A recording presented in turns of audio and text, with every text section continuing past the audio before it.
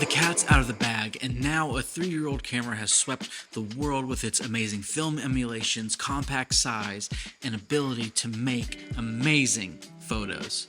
Of course, I'm talking about the X100V. Yeah.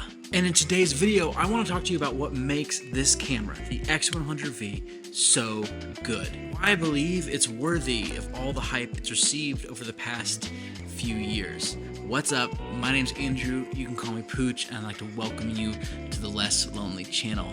I am really glad you're here. Working with this camera for 2 years for leisure and or professional shoots has truly shown me what the X100V is capable of. I'm here to tell you about 3 things that I think make this camera the gold standard for rangefinder cameras, rivaled only in my mind by the likes of Leica or Contax. So the first thing that makes the X100V so good is the lens. Compared to its predecessors, the X100V has a higher resolution, with its lens elements redesigned to produce sharper images with less distortion and chromatic aberration. The lens has improved weather sealing, more on that later. The thing I love about this lens is the minimum focus distance. The X100V has a minimum focus distance of 10 centimeters, or about 3.9 inches. Minimum focus distance is simply the closest distance you can get to an object while still being able to focus on it. A 10 centimeter range is considered a short focal distance, which is why it can do portraits and landscape photography so well. Now, there are similarities to this camera and its predecessors in the X100 line, but it's clear Fuji really took their time to develop this iteration. Next up is the design. Before we move forward, repeat after me. Rangefinders are not better than DSLRs. Take a deep breath. And DSLRs are not better than rangefinders. With film cameras, there was a practical difference between rangefinder and DSLR. A rangefinder and a DSLR film camera operate and function differently. Their insides are different.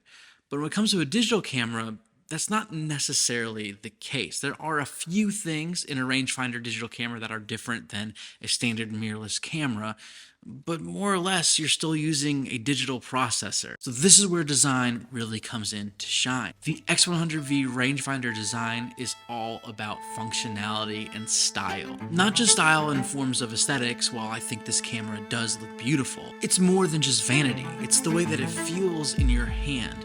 The way that it is designed to be minimalist while you're out on the go. The lightweight body has pushed this camera above my other cameras like my R5, and it really is my go-to for any travel photography. Now, a quick note on the weatherproofing that I mentioned earlier. The X100V is about 90% or something like that weatherproof. That means that essentially, without any other types of treatment, you could maybe withstand a little bit of light rain. But what happens when you bring it to a waterfall in Iceland? Well, you can bring its weatherproofing up to 100% by simply getting an adapter ring and putting a UV filter or any type of filter that you want over the lens. That's the only way that my camera didn't get destroyed in Iceland. The last thing that makes the X100V so good is its viewfinder. The X100V has a hybrid viewfinder, which means it can be used as both an optical viewfinder, OVF, or an electronic viewfinder, EVF. OVF is a traditional viewfinder. There's no digital mechanics. It's straight through that little viewfinder. What you see is what you get. This allows you to see your scene in real time. It also has these frame guides. And what I mean by that is that it actually shows you what your camera sensor will capture. This is great for street photographers. If you're trying to anticipate a moment, you can see outside of your frame. So if someone's walking by, or an animal's coming into frame, or something is moving, you don't have to guess. You can wait, hunt for that image, capture it right then and there. Now, the EVF is completely different. It's going to show you a real-time image of what your sensor is seeing with any emulation that you have on your camera. Camera settings, adjustments, exposure, white balance, all of this is visible with your EVF. The beauty of this, though, is once again found in its usability while in the field.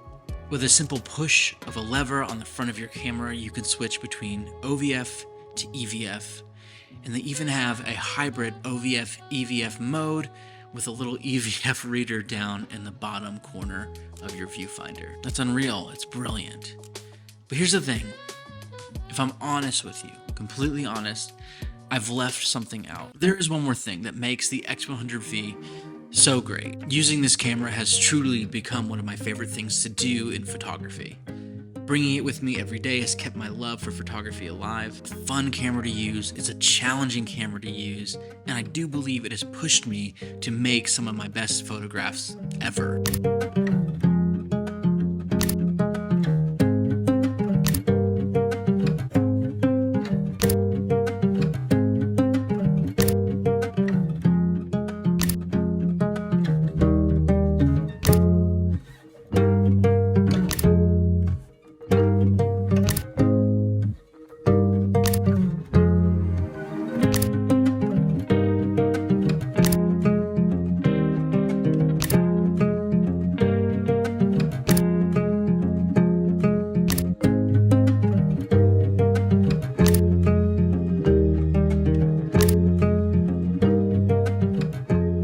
I know there's a lot of noise on the internet right now around this camera. People saying that it is the greatest thing ever, and others saying that it's an overhyped, overpriced mid-camera. And for the sake of views, I should say something outlandish like, you need this camera immediately, or never buy this camera.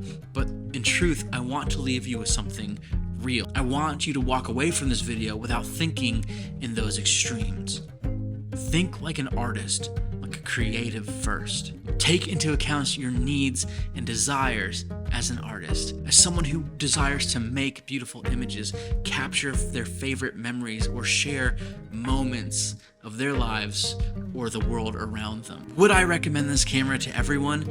Absolutely not. And it's also an investment. I mean, prices have skyrocketed. I've seen some for $2,500 on eBay. That's almost double, I think, or more than what I originally paid for mine. There are great alternatives like the Ricoh GR or other Fuji cameras that if you're looking for emulations, I would recommend you buy. But if you actually assess your needs as an artist and a creative, and you do see that this is something that will help you as an extension of yourself create more art and bring it into the world, then don't let all of these other things deter you. So good luck on your creative journey.